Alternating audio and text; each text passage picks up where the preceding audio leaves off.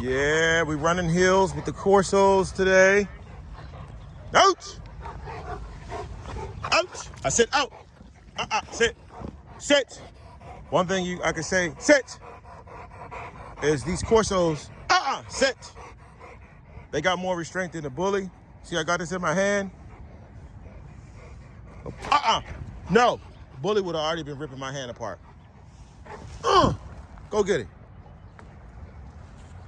So we're running hills today because basically I want to get them to use up as much energy as dogly possible because they've been in the house for a few days, and I'm gonna just be totally honest. There's a lot of Corsos out in the area, a lot of mastiffs in the area. So I want my mastiffs to be,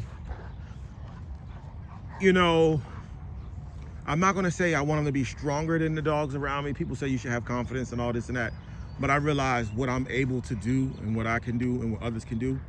So I'll work 12 hours a day.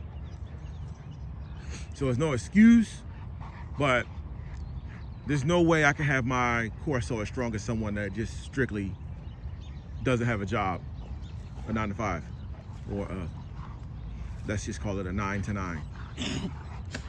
And really, you gotta wake up an hour early and you gotta drive for an hour and a half, so whatever. But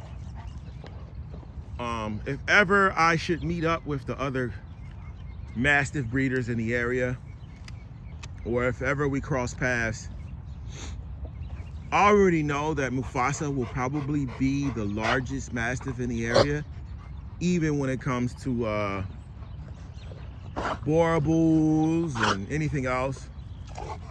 Out! Because his father was the biggest dog. See, you're gonna hurt somebody. His father was possibly the biggest. See, he jumped on Milan's back. He probably hurt her leg.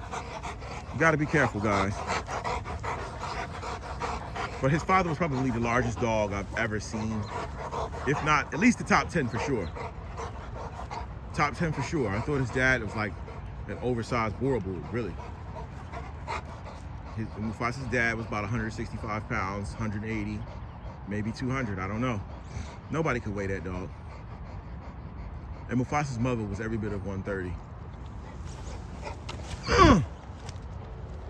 So we're gonna run hills. See, the bullies are smart. These are not bullies, these are Corsos, but the bullies are smart in a way. The bullies ain't gonna come back up with that stick. They like, nah, you gonna keep throwing it down there. But the Corsos are more loyal.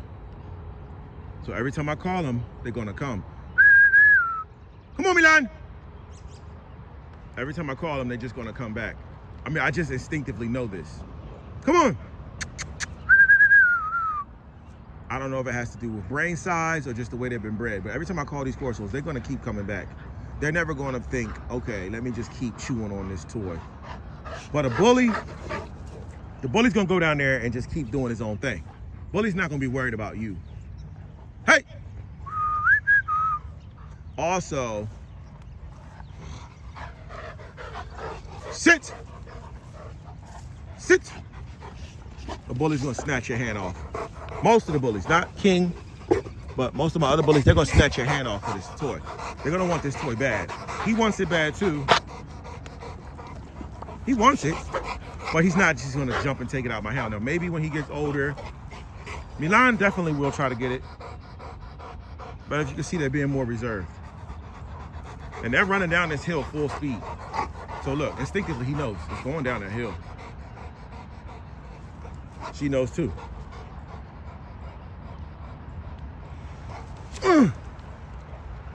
And I mean, they're going down that hill full speed. So they're gonna be really building up their chest a lot. He's figured it out already. I kind of know for a fact that with the Corsos, we went out with a pit bull, pit bull style dog, or let's just say a working bully type dog, and Milan's daughter, and we actually stayed out for about, I want to say 3 hours, but it could have been more like 2 hours. But with that being said, I know that these dogs can work for 2 to 3 hours. I know they can work for 2 to 3 hours. I personally don't work the dogs longer than normally 15 to 20 minutes. Because I just have, once I start doing one thing, I automatically start thinking about what I can do next. So I'm trying to complete what I'm doing in order to fit everything that I have and schedule, done. So like right now, after these guys are done, hey, stop that. Sit. See, Milan is getting tired. That's why she did that. That's called a frustration. So she attacked at him because at this point, she's frustrated and she doesn't want to keep chasing this stick. She's 5 years old, 117 pounds, 120 pounds, and she's not, built to be running all night. This guy is 10 months old, and I'm gonna say about 120. I'm not sure really what he weighs, I'm gonna be honest with you. Last time I weighed him, he was 95. But it doesn't matter what he weighs or doesn't weigh, because at the end of the day, no matter how much food you put down, he'll eat it. I'm supposed to be giving him 10 cups a day. So technically, he'd be about a 140. Out! See, now he's rapping. He's getting a little, hey, out! He's getting a little,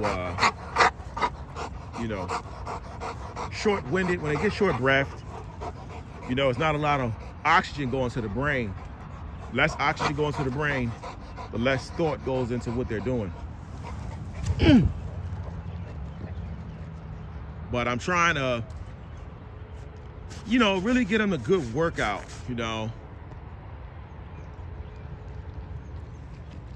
This is like the maximum, thing that they can do running up hills with this body weight, large body weights like this, standing on different angles, working the legs, different things. Mufasa's learned how to open the fence, so he's been trying to open a daggone fence. And he's playing with trash cans. He's doing a lot of stuff he shouldn't be doing because he wants to go out and explore and play. So I'm hoping that now that he's getting his exercise today, he won't do anything else bad. But more than likely, he learned that behavior and he's gonna keep it up. But what's gonna happen to him is if he can't listen and follow directions, I'll just take measures and measures and measures to keep him under control. Put a chain on his neck and lock him up, take him for a walk. If he can't be trusted in the yard, he can go out for a 5-minute break and he'll go back in his cage. It's kind of not his fault, but it is his fault. He's smart, so he's figuring out ways to have fun. Going on the other side of the fence to get trash cans, trying to open fences, doors. He's using his intelligence to get to things to have fun. He wants to have fun, and he wants to be stimulated. So when my schedule gets busy, like right now we have puppies, we're training the puppies to walk and different things like that, it's gonna cause Mufasa to act up. But, out! Back to what I was saying. I want my dogs to be able to contend with the strongest mastiffs. We're not gonna set them loose on each other or anything. But you just want to let it be known that if I run across any other mastiff breeders and we see each other face to face, we'll know, okay, that mastiff is strong like mine or can work like mine. Our mastiffs out here in Baltimore, they're not fat, overgrown, couch potatoes. Our mastiffs have to work out here. They have to be able to work. Bite power, bite work, run on treadmills, but what I'm going to do is I'll use the heel. So I'm going to run on the heels, let them run up and down the hill. I'm let them chew on this stick right here, get a little bite work in. But like I said, normally my workouts consist of 15 to 45 minutes. So what I've seen that these dogs can do about 3 hours, you wouldn't want to do 3 hours more than twice a week. So let's just put it in perspective. You got 6 hours of workout you can do in a week. You want to divide that 6 hours up by 7 days. I think in 45 minutes, something. I'm not sure. But, you know, yeah, 6 hours, 45 minutes a day. A good workout. So me, I'm able to do like a good 15-minute, 20-minute workout. But then I still have steps in my yard. They run up and down the steps. They play, they wrestle. So they're getting a good amount of exercise. But you still want them to try to have the edge on the next man. I can't really have the edge on the next man as far as training goes. I got the edge when it comes to genetics. So I got superior genetics than most dogs because, I clearly just saw what the parents of Mufasa. I never saw Milan's parents, but I know her background is all champion dogs. They're very impressive. Stature, be impressive beings. So if I was to make this larger dog, Mufasa, with Milan, you're just gonna get some really nice dogs. That's just all I'm gonna say. Yeah. They breathing hard. Mufasa's breathing hard. But don't be fooled. Because this is normally when I would stop. But we'll push it. We're using the heels. The heels really give them that.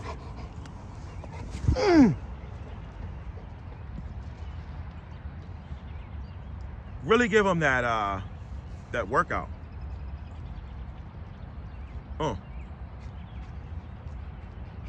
The back legs especially.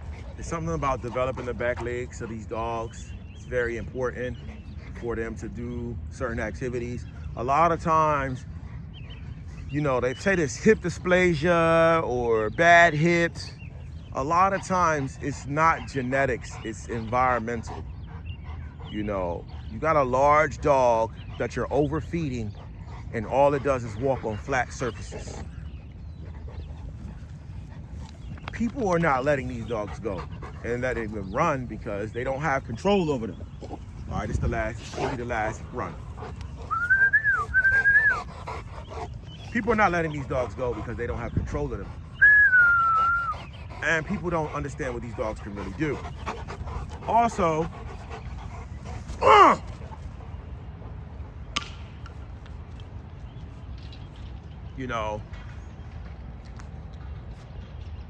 diet plays a part in it and rest plays a part in it. Some people are overworking the dog too soon. Some people are not working the dog at all. Some people are overworking older dogs. Some people are just not feeding the dogs correctly. Now you see she's frustrated. She's going into the corner. She can just do her own thing. Once again, I said these dogs are very loyal, so they're gonna always return back to you. You gotta have a firm hand when training these dogs. You cannot be soft, but you can't be like, you gotta have patience as well. That all comes with just spending time with your dog. Look, he gotta have to stick too, so they both kind of like happy now that they got something. Come on.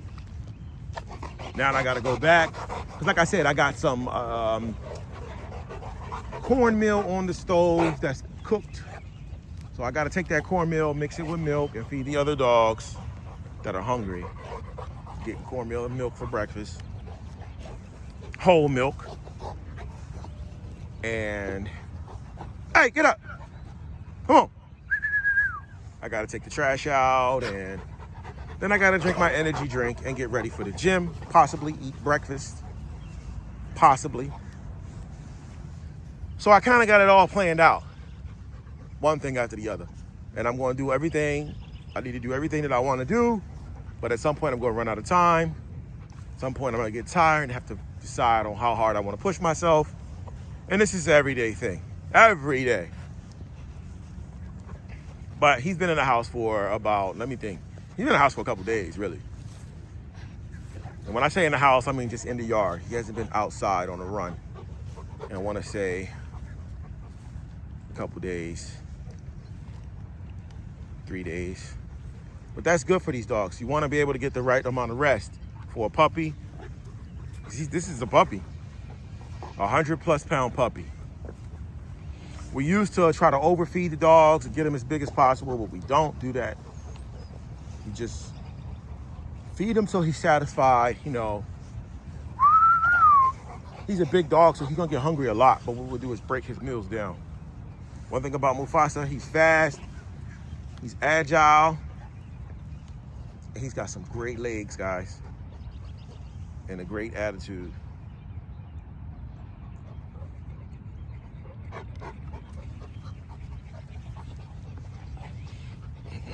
Milan is just an old girl. She's strong. She hurt herself a few times when she was young, like Mufasa. When she turned 1, she hurt her legs a lot, a whole lot. She kept trying to run all fast. And then I guess she realized she couldn't run as fast as she would like to. She had to chill out. That's something you gotta watch though. But really, it's not even you gotta watch them, you just gotta keep them lightweight. And I definitely, when Milan was younger, I tried to make her as big as possible. I gave her all the meat and all the Victor dog food in the world. I'm talking about chunks of beef. Chunks of beef. Chunks and chunks and chunks of beef. That's what Milan was eating. Steak. Chicken legs, chicken quarters. But, come on. It's good to just keep your dogs kind of skinny, man. These dogs really should probably live outside and get all the sunlight and all the sunlight and all of the exercise that they can get, really, in a way, just by standing around outside. I think that really helps play a part in building these dogs up. Come on, we out. Man, look, we out, y'all. We about to go take these dogs back to the cribble.